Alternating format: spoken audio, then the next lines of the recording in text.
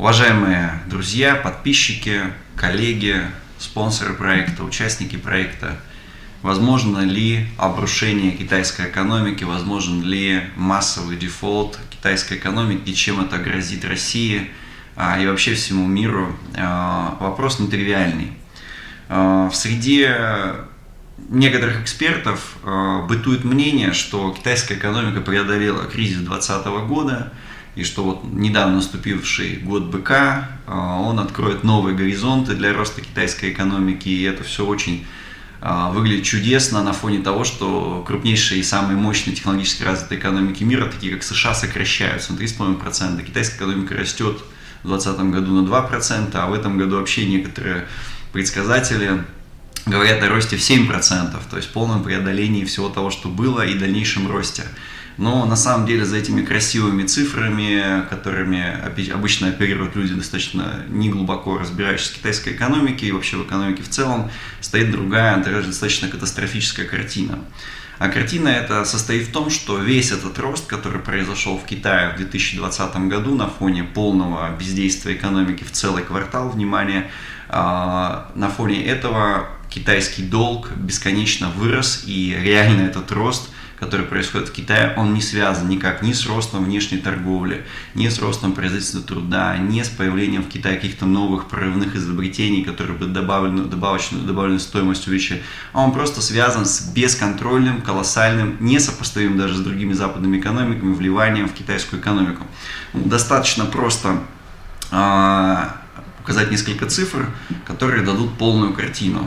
Дело в том, что объем просроченных долгов просто по официальной статистике китайских банков он составляет 2%. Это пиковые показатели кризиса 2008 года, и сейчас этот показатель никак не изменился. Более того, если мы посмотрим на динамику роста китайской экономики, вообще за счет чего она росла с 2008 года, вот просто несколько цифр. В 2008 году объем китайского долга составлял 140%, от всех долгов, 140% от ВВП. Уже в 2015 году на максимальной долговой раскачке он составлял порядка 250%. Сейчас эта цифра составляет 318%. То есть, многие аналитики, которые говорят об этом долге, они говорят, что это, в принципе, нормальная для Китая ситуация. Это нормально для вообще мира ситуация, когда вот этот общий объем, кстати говоря, мирового долга к ВВП, он примерно такой и есть, то есть порядка 300%. Но в это все, как во всей китайской официальной статистике, есть какие-то дополнительные детали, которые вот не учитывают эти общие аналитики, которые говорят, рисуют нам оптимистичную картину. Дело в том, что, во-первых, колоссальный долг китайцев, он состоит в основном из частных долгов. Частного сектора, который перекредитован, при этом государственная экономика, мы к этому вернемся, она не настолько перекредитована, она более здоровым образом развивается. А вот частный сектор Китая, который очень сильно зависит от экспортной активности Китая, которая очень сильно понизилась в 2020 году и в связи с кризисом США может еще сильнее просесть.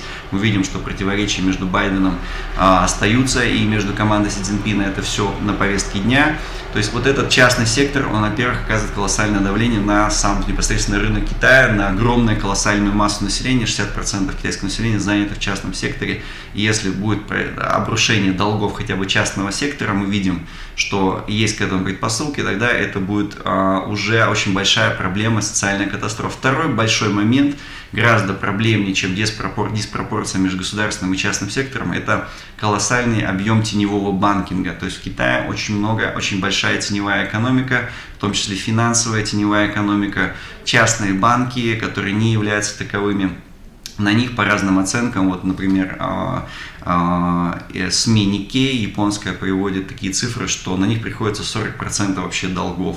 То есть реальный объем теневого банкинга, только слушайтесь в эту цифру, 13 триллионов долларов США. Это колоссальная цифра для Китая, чей ВВП едва ли больше этого показателя составляет 14 триллионов долларов. То есть теневой банкинг – это банкинг, который никак не учитывается, но который кредитует самые незащищенные слои населения, трудовых мигрантов, прочие сектора экономики, небольшой, мелкий, средний бизнес, и который, конечно же, в случае хотя бы не минимального, а дефолтной ситуации в Китая начнет по принципу домино обрушений, и, соответственно, значительная часть китайского населения, она будет подвержена угрозе, значительная часть малого и среднего бизнеса подвержена угрозе дефолта.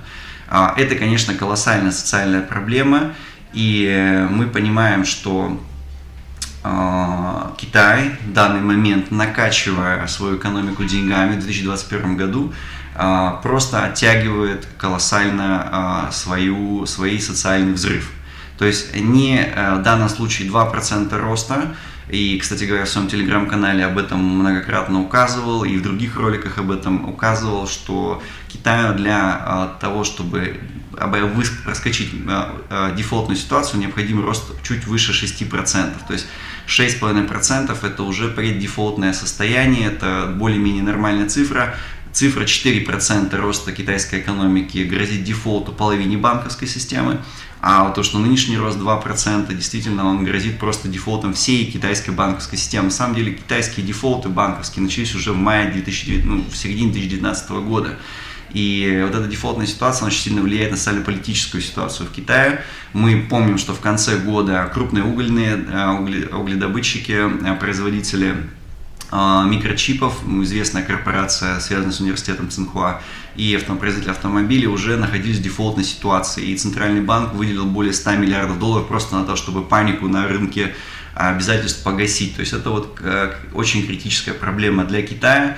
И многие с нами не согласятся, то есть многие скажут, что Китай сможет печатать деньги бесконечно долго, и на самом деле это один из вариантов, способов решения этой проблемы, чем сейчас Китай занимается. Но в отличие от Японии, которая также в 80-е годы находилась в этом состоянии, сейчас известна вот эта японская стагнация, когда ничего не растет и, соответственно, японская экономика не развивается, то есть Япония, вопреки ожиданиям многих, не стала мировым лидером, хотя все ждали в 70-е годы, что Япония когда-то обгонит Соединенные Штаты, это не произошло, но в отличие от Японии, Китай, накачивая свою экономику кредитными такими обязательствами, объемом кредита, он не сможет выйти на японский сценарий. Почему? Потому что японская экономика, японское общество уже достигло высокого уровня благосостояния к началу момента дефолтной ситуации.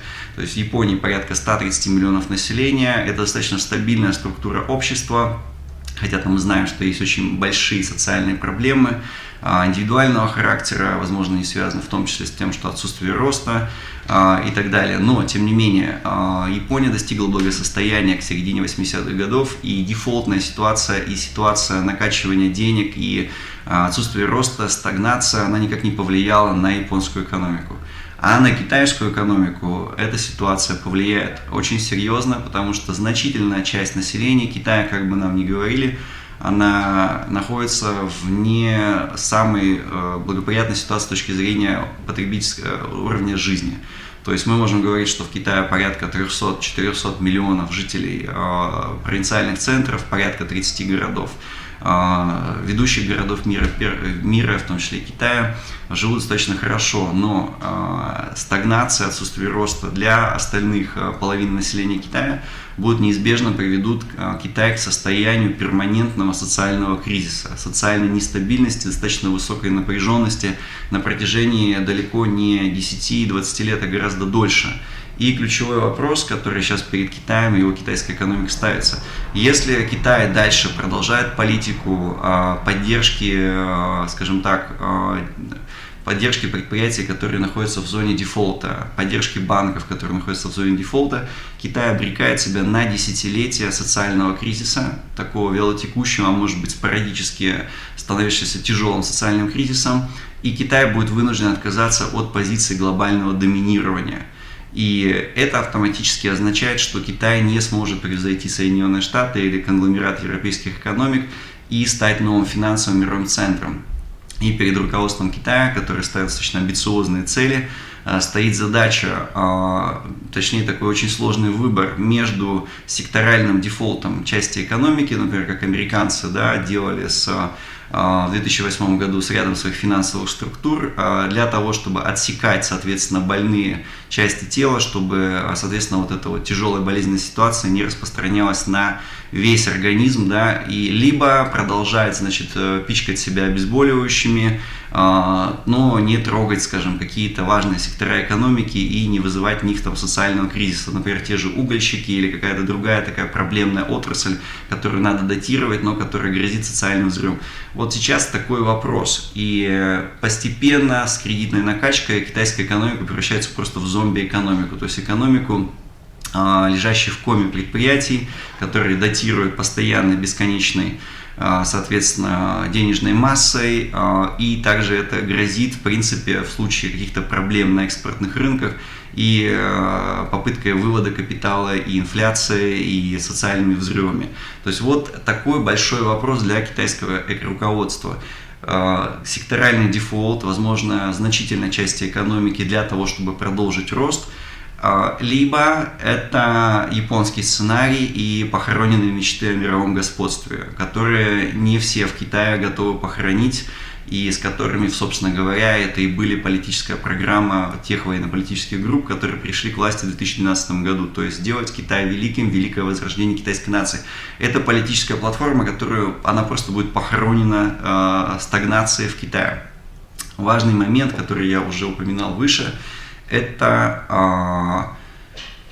то распределение долга, которое существует в китайской экономике. Действительно интересная ситуация, что, возможно, китайское политическое руководство, мы видим, что Си Цзиньпин с 2014-2015 года продвигает свою экономическую линию. Это линия как раз на ограничение развития частных корпораций, на поддержку государственных корпораций, создание костяка из государственных корпораций, которые действуют очень активно на мировой арене. Это, кстати, очень интересная деталь, когда был полный локдаун, когда экономика Китая сыпалась, было полное ощущение ближайшейся и реальной катастрофы. Я обратил внимание на то, что, кстати, в телеграм-канале это есть, достаточно данные точные, про то, что китайские компании, государства начали скупку активов международных авиакорпораций. То есть, несмотря на дефолт, китайская госкорпоративная часть экономики, она действует, живет по своим правилам, действует глобально по своим каким-то лекалам. И вот здесь Си Цзиньпин, как ставленник глобальных крупных китайских корпораций государственных, где есть определенная клановая структура собственности, постоянно предлагает эту реформу предложения. И действительно, возможно, китайское руководство, если линия Си Цзиньпина победит, оно пойдет на секторальный дефолт именно частных корпораций девелоперских. И это будет удар по проамериканской группе в составе китайской политической элиты. Мы знаем, что комсомол и девелоперы это тесно связаны, по сути дела, комсомол это и есть политическое лобби во многом девелоперов-строителей международных и китайских. Соответственно, этот удар будет нанесен, и выбор будет сделан в пользу секторального дефолта и от избавления от этих, скажем так, нерентабельных, избыточных компаний, которые действуют, в том числе и основные кредитные заемщики. То есть вероятна ситуация, что Китай не откажется от своих глобальных амбиций, пойдет на секторальный дефолт именно девелоперского сектора и тех секторов, которые связаны с комсомольской проамериканской группой. Мы видим в отношении Alibaba были такие действия достаточно жесткие, и никто не мог предотвратить эти действия. Но выбор будет сделан в сторону развития мощного кулака из 50 примерно нескольких десятков китайских госкорпораций, которые будут действовать у них будет внутренняя корпоративная этика, внутренняя корпоративная идеология и модель китайского господства в мире. И они будут осуществлять свою экспансию в дальнейшем мире на зарубежные рынки, устраивать тесные связи и экспансию такую определенную на рынке и Запада в том числе, но с потерей этой социальной стабильности в секторе, который связан с предыдущими руководителями Китайской Народной Республики. И это будет означать то, что Китай получит очень сильную социальную волну недовольства и проблем в этих отраслях, которые я упомянул, строительный сектор, угледобывающий сектор и так далее, и получит мощное развитие госкорпоративного сектора, который будет действовать такой единой колонной, единым отрядом на мировых рынках. То есть это наиболее вероятное развитие. Важный момент, который я не упомянул. Действительно, китайская экономика в значительной степени она является гораздо менее рентабельная, и объем добавленной стоимости в продукции Китая в итоге меньше, чем в экономике европейских стран. Расцвет Китая, вот китайское экономическое чудо, он был связано не с повышением китайской добавленной стоимости, хотя и это тоже произошло, а в большей степени отказа от ручного труда в Европе и в Соединенных Штатах. То есть китайцы просто взяли на себя роль вот этой грязной работы, и с этим было связано китайское экономическое чудо, что они просто начали делать то, от чего отказалась Европа и США, когда они начали переход на новый технологический уклад. И сейчас это двигатель, который двигал Китай при Дэн Сяопине и там Цзян Цзимине, он перестал работать. Почему? Потому что экономики мира стали переходить на автоматизированное производство. И рано или поздно, в течение 5 ближайших-10 лет, и в текстиль, легкая промышленность полностью будет автоматизирована. И в принципе китайское конкурентное преимущество, дешевая рабочая сила, она полностью себя исчерпает. И в принципе, возможно, вот та модель, которую я описал, мощный корпоративный, госкорпоративный кулак из корпораций, из монополий, и который находится в осажденной крепости, причем эта крепость осаждена собственным китайским населением, возможно, это все равно неизбежный вариант развития китайской экономики и, в принципе, определенный консенсус в суверенной китайской элите, что понимание прогноза вот такого развития Китая до 2050 года. Через эту бурю перемен 2020-2035 год Китай вот пройдет и выйдет из него таким госкорпоративным монолитом из нескольких мощных клановых группировок территориальных, которые имеют, скажем, долгие потом наследственные, вот эта собственность будет иметь практически наследственный характер в госкорпоративном секторе. Вот реальное положение вещей. И второй момент, который может помочь Китаю, я об этом постоянно говорю, это развитие собственного неокра. Действительно, если мы видим долю неокра вложений к ВВП, в Китае это порядка 2,2% по итогам 2020 года, это очень колоссальная величина.